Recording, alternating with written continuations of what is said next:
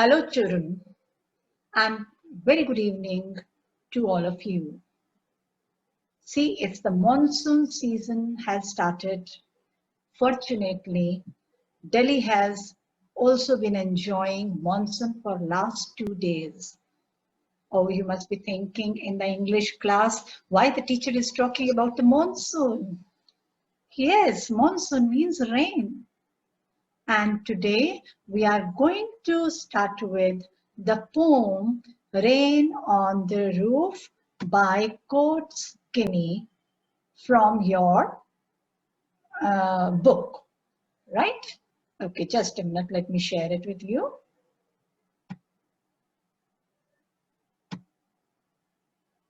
Just a minute, I had it here.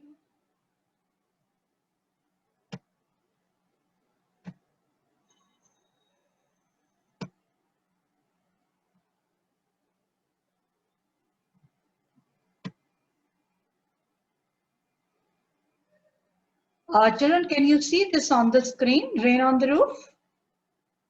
Yes, ma'am. Yes, ma'am. Thank you. Now, can you see? Yes. Okay, thank you very much. Yes, so Rain on the Roof by Coates Kinney. Yesterday we had a very good rain. Today also a little bit. Still, it was better. The rain has come and brought the cheers in our life. Rain has come and got us relieved from the soaring temperatures, the heat. Yes, the rain is beneficial. Rain has the soothing qualities. The poet Coates Kinney has brought you this poem, Rain on the Roof, through which he wants to convey to his readers that the rain has the healing power. Before we start with the poem, let us talk about the poet Coates Kinney.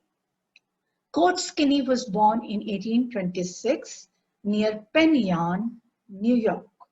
He was an American poet, an American lawyer, politician, journalist, and poet who wrote Rain on the Roof.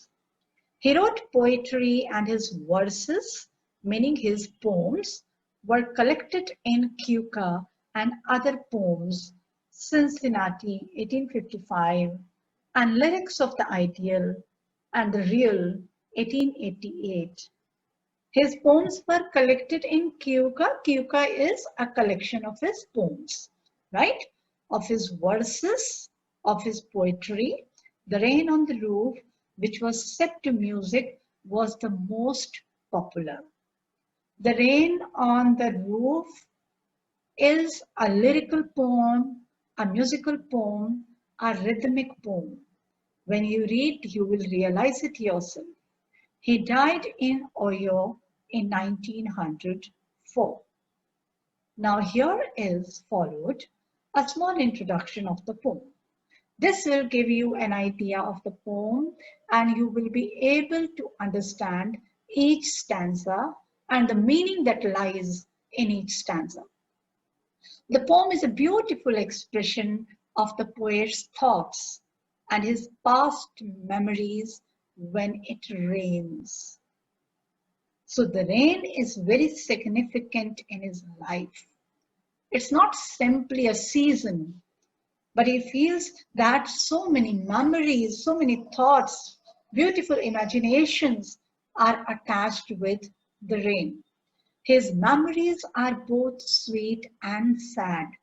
We also have many past memories, children. Some good memories, some bad memories. Good memories, when we remember some good moments of the past, we are very happy. So they are sweet memories. And some bad memories in the past, when we remember them, then we are always sad to remember that. Right? So that's how his memories are both sweet and sad. Now, what are these sweet and sad memories? You will read in the poem. They make him happy and sad as well. The poet connects his present with his past through the memories revived by the rain. He connects his present. In the present, what is happening? He connects it with the past memories. Something happens in the present that reminds him of the past. So this is how rain is so significant. When rain falls in the present, then what happens? It helps him remember. It helps him remember his past memories. So this is how there is the connection between the present and past, right? The poem describes the healing power of rain. The poem describes the healing power of rain. Healing, soothing, comforting. It is comforting. It is beneficial. Its musical sound is soothing. So the poet conveys that the rain has a musical sound, a rhythmic sound. So the poet has used the words in his poem for the sound of the rain. The poet has not simply said the sound of the rain. He has described it as patter, tinkle. And you see that whenever we talk about the rain, we always say pitter patter of the rain, right? It comforts an overworked mind by reviving and refreshing his memories. It comforts an overworked mind. Overworked mind is the man who is very busy with his work, who is overworked. He is comforted. He feels refreshed when it rains because it brings him back his past memories. And we always enjoy remembering our past. The poet describes that his mother's memories come to his mind when it rains. Towards the end of the poem, he remembers his mother. When we say he remembers his mother, the mother's memories, it clearly indicates, children, that his mother is no more alive. So mother is the past. So when it rains, not many memories of his mother are associated with the rain.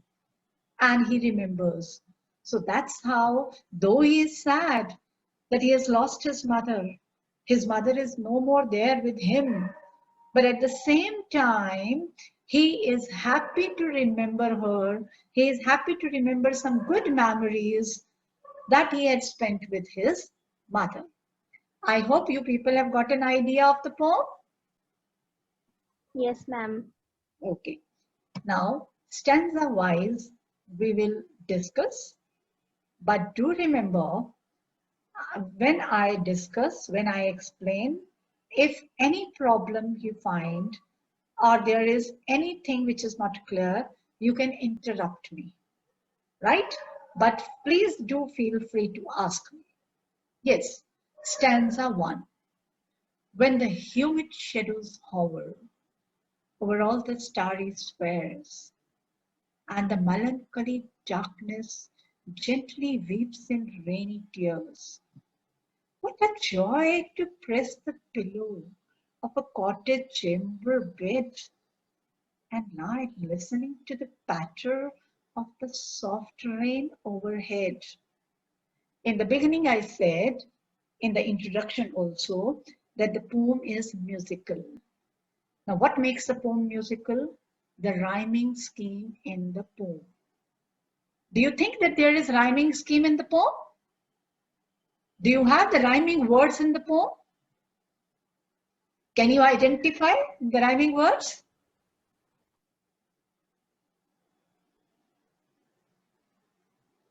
Can you?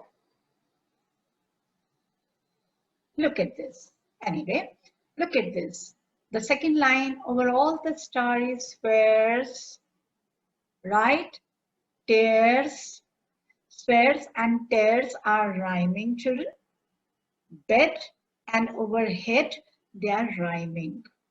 So this is rhyming scheme that makes it musical. And of course, the sound of the rain is always musical. Now, in line wise, I will explain to you, and then you will read the brief summary of this stanza. Fine. When the humid shadows hover over all the starry spheres, when the humid, that is moisturous, that carries moisture, moist. When the humid shadows are dark, thick, heavy. When the humid shadows hover. Now, what are these shadows which are humid, which are carrying moisture? You can well see in the picture also, which are dark, which are carrying moisture, which are moving around the sky. Can you make out what are these humid shadows? They are dark clouds, right? These are dark clouds in the background you see, children, right? These shadows are the clouds. Why the shadow clouds have been called shadows? Because like shadows, they are dark, they are thick, but they are carrying moisture. They are humid, they are carrying moisture, meaning they are indicating that it is raining. All right? These humid shadows hover, move.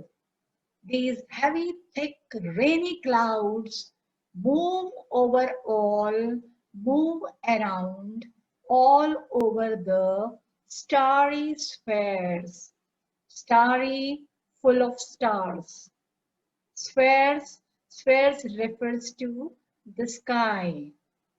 The sky, which is full of stars, the star-studded sky, where these thick clouds, these dark clouds, they are moving around. And you see that what happens, children, when it rains, you can see the clouds, but you cannot see the stars, isn't it? Because stars are hidden by the thick and dark clouds.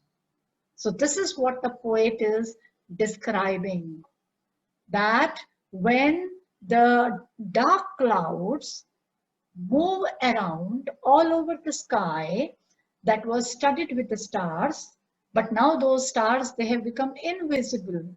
They cannot be seen, right? As a result, what has happened? And the melancholy darkness gently weeps in rainy tears. Please try to understand each and every word. And the melancholy meaning sad, sorrowful. When the thick clouds move around in the sky, when the sky is overcast with the thick clouds, then sad darkness appears. Now you must be thinking that why is it sad darkness? Because darkness always represents negativity, right? Darkness represents negative feeling. So that negative feeling is sadness, sorrowfulness, right? When there is darkness, there is sadness, there is sorrowfulness.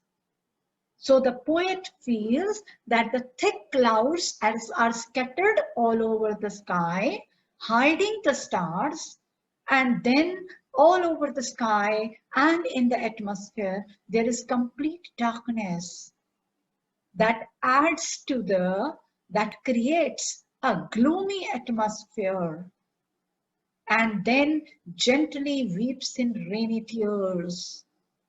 But in the midst of all this, what happens? The sky sheds down the tears. Now, what are these tears, children? Rain. Rain, yes, raindrops. When raindrops fall from the sky, the poet considers them as the tears. When a human is sad, the tears shed down from his eyes, isn't it? So when there is gloominess in the sky, then the sky weeps as gently the raindrops fall from the sky, and the poet compares those rain droplets, those rainy drops, with the tears that the human beings shed. I hope it is clear. Is that clear? Yes, ma'am. Okay. So till here what it is, the poet is sad. The poet is sad, right? But what happens next? What a joy to press the pillow of a cottage chamber bed. What a joy. Soon the sadness is changed into happiness. Soon he becomes happy. He says, what a joy. He is so happy. He is so glad. Why do you think he is happy? Why do you think there is a sudden change in his mood, in his feeling? What has brought the cheers? What has brought the happiness? Yes, children? What do you think has brought happiness? What is the source of his happiness here? Of course, the rain. He's talking about the rain. So this is the rain. He says, when it rains, what a joy. He is so happy to hear the sound of the rain that he presses the pillow of a cottage chamber bed. Chamber meaning room. And when chamber bed, so must be the bedroom of his cottage. He is lying on his bed in his cottage bedroom. And he is so happy. He was sad, but he is so happy to hear the sound of the rain that he presses the pillow. He presses the pillow on his bed and lie listening to the patter of the soft rain overhead. And he lies on his bed listening to the patter. Patter is the sound of the rain. Pitter patter, we say. We always say, oh, there is the pitter patter of the rain outside. I can hear. Must be raining. Isn't it? We are inside all the time. We don't know when it starts raining. We hear the pitter patter. That sound of the pitter patter indicates to us it's raining. And then we all rush out immediately collecting the cloths and everything that is lying out in the open. Isn't it? So then he lies on his bed listening to the sound of the rain that is falling overhead. What is overhead? The roof. So the rain which is falling on the roof of his cottage, on the top roof of his cottage. Now look here, observe carefully. He started with the sad mood, right?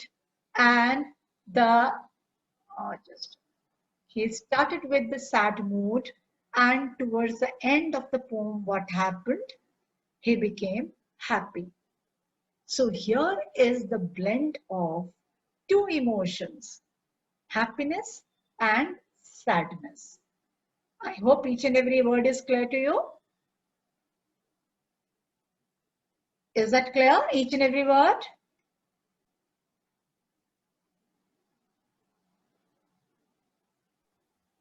Yes, ma'am. Okay, fine. Yes. Now let us read here. The poet states that when the star-studded sky is thickly overcast with clouds, it leads to gloomy darkness all around. As I told to you, that star-studded sky or the stars, they become invisible due to the presence of the thick clouds. And then there is gloominess in the sky. Darkness usually has a negative connotation. Connotation meaning feeling. Darkness represents negative things, sadness. The darkness is making him sad, but the darkness disappears when it starts raining. He compares the raindrops with tears. These rainy tears, that is, rain, gets him a great joy. Rainy tears stand for the sorrow, but as they fall down, they change his mood to happiness. He puts his head on the pillow of the bed in his room in his cottage. He loves listening to the pattering of rain. The sound of rain means the sound of raindrops falling on the top of his cottage. The poet has presented two emotions here. First, he describes sadness. In these words, melancholy darkness gently weeps in rainy tears. You see that the usage of the words melancholy, weeps, tears, there are three words which clearly suggest that there is sadness. And then he expresses his own joy at the arrival of the rain in these words, what a joy to press the pillow. Now, one single word joy suggests that there is the happy mood, right? His mood changes from sadness to happiness. I hope this stanza is clear. Shall we go to the next? Shall I go to the next? Yes, ma'am. Okay, thank you.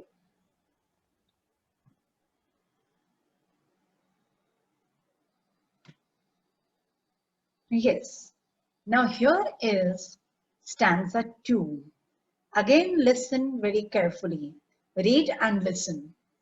Every twinkle on the shingles has an echo in the heart, and 1,000 dreamy fancies into busy beings start, and 1,000 recollections weave their ear threads into woof as I listen to the patter of the rain upon the roof. Again, you will find the rhythm in the poem in this stanza also. Heart, start, woof, roof. So there is a rhyming scheme in the poem, right? Now listen, let me start with the last lines, children. As I listen to the patter of the rain upon the roof, the poet says, when he listens to the sound of the rain falling upon the roof of his cottage, every tinkle, now I'm going to the first line, every tinkle on the shingles, every tinkle, tinkle is the sound of the rain, right? Tinkle is the sound actually, the sound of something falling, the sound that is produced when something falls on something else which is metallic or wooden or concrete, etc. Right? So every tinkle, tinkle can be the bell sound is also tinkling. That is also called tinkle. Every tinkle on the shingles. Shingles are, look at this picture here to my right side, right? Can you see the sloping roof of the cottage? It Yes, has ma'am. it has rectangular tiles, right? So such Yes. a roof with rectangular tiles, this is called shingles. So when the rain falls on this tiled roof, when the rain falls on these shingles, it produces the sound that the poet has described as tinkle. He says when the rain falls on the shingles on the roof of his cottage, then that sound of the rain, that tinkling sound of the rain, it echoes in his heart. It echoes in his heart. He feels that sound. He feels the repetition of that sound in his heart. Why does he feel that repetition of that sound in his heart? Because he is so much charmed by that sound. He is so much moved. He is so much touched. He is so much fascinated. He is so much mesmerized by that sound. He feels that musical sound in his heart. When the sound echoes in his heart, that means he is enjoying the sound of the rain. Right? So you see that the poet was sad, but how the rain has changed his mood, how that sound of the rain is echoing in his heart, and this thus making him happy. So this is the healing power of the rain. and 1,000 dreamy fancies. And 1,000 does not mean 1,000 only, meaning many. And when it rains, then what happens? And 1,000 dreamy fences, many new thoughts occur. Many new thoughts, many new imaginations are created, are reflected in his mind. Into busy being start. Now this busy being refers to the humans, but here it refers to the poet. Humans who are very busy. The poet himself was also overworked due to his work. Now he has also started dreaming. He has also started beautiful imaginations. He has started creating beautiful thoughts in his mind. When do you have beautiful thoughts or dreams or imaginations? When you are happy. So you see that how healing, how beneficial the rain is.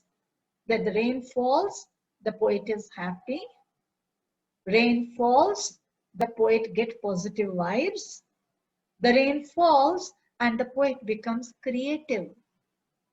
Now look at this, children, that many poets, they have written their poems on rain.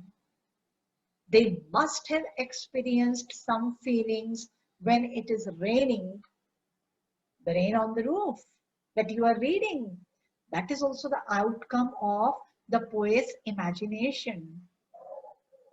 When it must be raining and he must be observing the rain falling down very carefully and listening to its sound, right? So how new thoughts and new imaginations and new dreams emerge, right? And 1,000 recollections, past memories. Many new past memories flash in his mind. He thinks of, he refreshes many past memories. They weave their air threads into woof. First, you try to understand the literal meaning of these very words. Okay? Yes. Now here, weave meaning to create. And air threads. Air threads are the threads, the series of threads into woof. Woof is the loom in where the fabric is created, right? Now let me tell you what it is. The threads are woven across the loom to make fabric, right? Loom is that very structure where the fabric is made in a handloom factory. All right. So what the poet is trying to say, that just as lot many threads weave a fabric across the loom, similarly, when the rain falls, then a number of new thoughts, new dreams, new memories, they are created. Right? They are created. Many more memories are revived because he remembers them. As I listen to the patter of the rain upon the roof. This is the outcome of the poets listening to the beautiful sound of the rain. This is the outcome of the nature. This is the outcome of the nature's gift that the nature has given to the man. So, in simpler words, the poet has also tried to describe the relation between the man and the nature. I hope it is clear to all of you, right? Now let me read here. When the rain falls on the tiled roof of his cottage, the tinkling sound of the rain echoes in his heart. He feels the repetition of the musical sound in his heart, which is identical to the sound of rain. The sound is so mesmerizing that he gets into the world of imagination, of beautiful dreams. all those things he imagined, and his thoughts now begin reflecting in his mind. He means to say that when he hears the sound of the rain, his heart is filled with many new thoughts and memories. These memories create new imaginations and revive more the memories when he hears the sound of the rain. I hope it is clear, children. Yes, ma'am.